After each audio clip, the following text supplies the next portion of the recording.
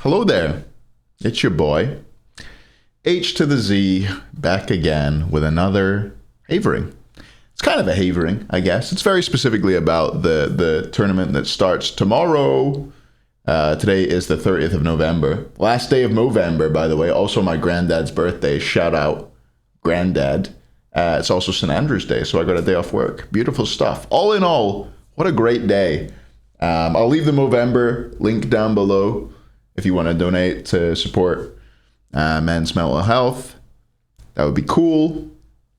Every little helps. But yeah, if you like seeing me doing stupid, awful stashes that make my girlfriend not want to kiss me ever again, then yeah, make sure and donate. Anyway, Phase 3 playoffs kick off tomorrow, and they're pretty important. They are important in a number of ways. Well, mostly just for Worlds qualification. But let's get into it. Let's talk about it. Let's pull up the article. So, yeah, SPL Phase 3 playoffs are starting off tomorrow. Top 6 SPL teams. So it's all the SPL teams except the Scarabs and the Valks. Double Elim. No grand final, so there's no losers bracket final or winners bracket final, actually. I don't know if you would say just no grand final, because there's no losers bracket final either. Best of 3 to start. So the first 4, or the first 2 sets, let me look at it. First 2 sets are best of 3, and everything from there on out is best of 5. Top 4 teams will qualify into the SWC main bracket. Bottom 2 teams will have to go and play off against the SCC teams to qualify for Worlds. So yeah, SCC teams and the bottom 2 SPL teams, sorry. So the bottom 2 will go in with the Scarabs and the Valks, and top 2 USCC, top 2 NASCC. Basically, the only other thing is that seeding matters more than usual. So normally, you go into SWC seeded, and your seed defines who you play against directly. So the first seed in an 8 team tournament, first seed will play 8th, and so on and so forth. In this one, first seed gets to pick who they want to play, which is actually like more of an advantage. I think it's a cool way to do it. It's an interesting way to look at it. So I assume first and fourth seed will be on the same side of the bracket. Second and third will be on the same side of the bracket. First will get to pick first who they want to play against. Say an SCC team qualifies, they want to pick them, and that means they'll play against them. So it's a decent advantage going for actual first seed. Whereas normally, like first v second seed, it's no different. You can end up having a harder bracket despite being first seed. So I think it's a cool way to do it. And yeah, then there's just the schedule. So Thursday, tomorrow, we'll start at 1 p.m. Eastern, which is 6 p.m. It's normal SPL start time, so 6 p.m. UK time. Well, normal SPL start time for Friday and Saturday. 6 p.m. UK time, 7 p.m. Central European I'm nervous to say 10 a.m. Pacific time, maybe. I think 10 a.m. Pacific time, or 10 a.m. Is that Pacific time? The West Coast of the U.S., like San Francisco and stuff like that. 10 a.m. there. And then Friday we start a couple hours earlier. I have taken the day off work, so I will be there on time. For those of you who are interested and excited about watching the stream, I'll be there on time for all of these games. But yeah, Friday it'll be 11 a.m. and we'll get 2 best of 5s. Saturday and Sunday the same, 2 best of 5s again. So yeah, that's what's going on. Very important tournament. Losers will have to play into Worlds through the play-in tournament, and I feel like it is a little bit scarier than usual going into that tournament. We've already seen any USCC team with a sub take down an SPL team. I do think that the bottom 2 SPL teams are stronger than they've been previously in the Scarabs and Valks, although the Valks are, I think, currently in a slump. But I think the Scarabs and Valks are currently very strong teams. So I don't know. I think it's going to be an interesting, I think that playoff tournament that happens in January with the top 2 SEC teams from each region and the bottom 4 SPL teams is going to be competitive, but I think the smart money is still on the SPL teams making it out. But let's have a look at the tournament and the format and how it works. This is a graphic that was made by, let me confirm, make sure I don't fuck this up. It was made by Scrubtimus in my Discord, so that's useful because, sorry, my nose is all blocked up. I'm kind of sick. Sorry, that was probably disgusting, but I've got like a blocked nose, just blowing some air through it. Fucking Jesus. I should really like edit these instead of just doing them in one take and uploading them, huh? But I'll never do that. Well, sometimes I do, but not today. Today is not that day. Leviathans and Dragons have a bye initially, so we've got Warriors versus Titans, Kings versus Bolts to start us off in best of threes. The smart money, again, I keep talking about the smart money. What the fuck do I know about smart money? Anyway, normally in any tournament setting, you should pick the Titans over the Warriors because the Warriors typically absolutely flop in every tournament and never really like win sets ever. And the Titans normally do very, very well, especially when it's not SWC, you know? They have historically done very, very well in pretty much every tournament. They do have a slightly different roster now. Actually, a significantly different roster now. So maybe their clutch factor isn't quite the same as it was when they had, like last year, you were talking Benji, and then Cyclone Spin is no longer in the team. So, you know, there's questions to be asked there. On form, I would definitely give this to the Warriors. And I think I do just give it to the Warriors. I think the Warriors are going to win this. It's difficult, though, because you never know if the Warriors are actually going to show up and be able to perform. And you do feel like the Titans will show up and have interesting and novel strategies. It's a lot of it's going to rest on the shoulders of the junglers. I think I'm going to be saying that a lot today. But a lot of it's going to rest on the shoulders of the junglers.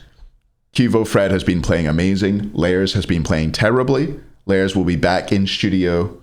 Important to know, all players, as far as I'm aware, will be in studio for this event. So Baskin will be there for the Bolts. Layers will be there for the Titans. I think this comes down to like whether Fred can continue his form. I think that's typically what decides whether the Warriors win or lose. Like their side lanes always do well, as in like Vote and Nika. Neil's always going to do what Neil does. He'll die a lot if they're losing. He'll probably not die. He'll probably die a lot if they're winning too, but not as much. And Dardez is in a good vein of form right now. Gods that are viable kind of suit him. I actually think nerfs to Morrigan and AMC might be good for him because he might actually get them now, which is bizarre to say.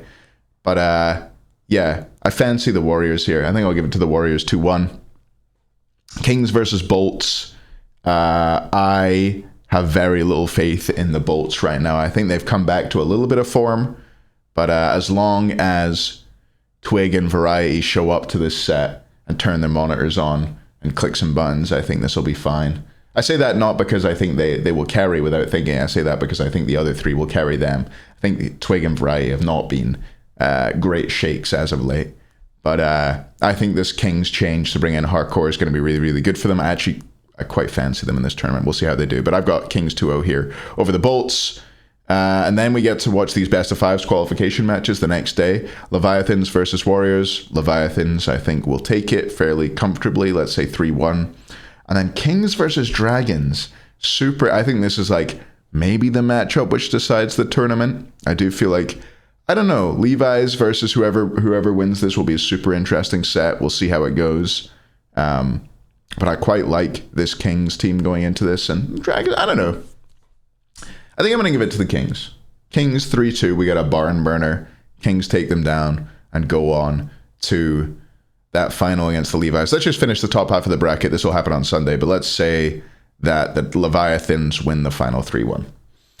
Bottom side of the bracket. So you've had the match 1 loser drop down to here, match 2 loser, or match 4 loser drop down to here. So we've got Dragons versus Titans here, and we've got Bolts versus Warriors here.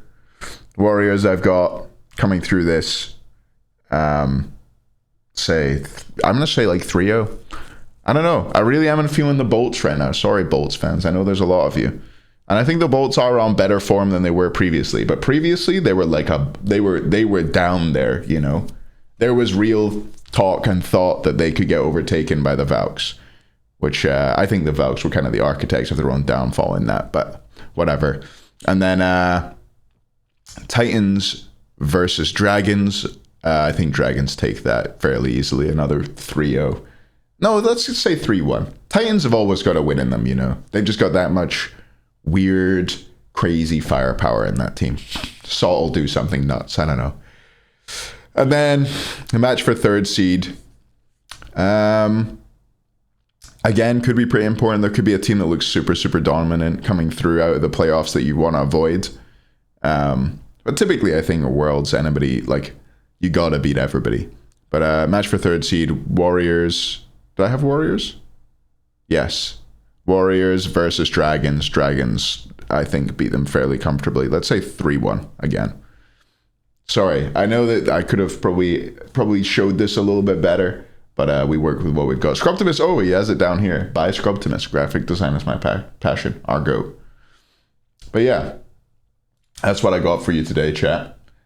Thanks, everybody, for watching. Hopefully, you're all looking forward to the tournament like I am. I'm excited to see how these teams stack up against each other. I'm excited to see big things to look out for. How are the Warriors looking? Are they still the team they've been this phase? Do they still have the momentum? How are the Titans looking with Layers back on good ping? How are the adjustments coming through with Slaney stepping in as coach? Have they stepped it up? I think the players who are looking to be back to form, really. Layers coming back onto LAN. Salt, I think, needs to step it up. And I think if those things happen, Aurora will look a lot better as well.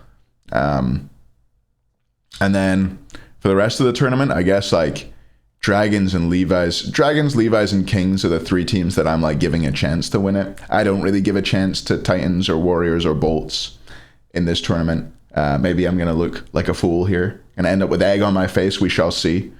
But yeah, I think Kings, have they continued to progress? Dragons, were they just trolling the last couple weeks?